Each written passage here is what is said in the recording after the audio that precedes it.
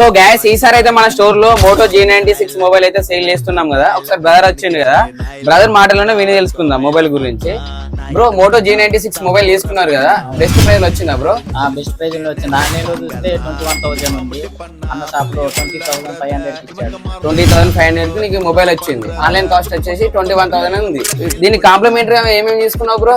Pouch glass ఇస్తున్నాడు అన్న ఫ్రీగానే ఫోన్ కొన్నందుకు. ఎక్కడి నుంచి వచ్చింది బ్రో? మాది ఇక్కడ గుండారు సైడ్ ఇల్లం దగ్గర. ఎన్ని కిలోమీటర్స్ వస్తుంది బ్రో?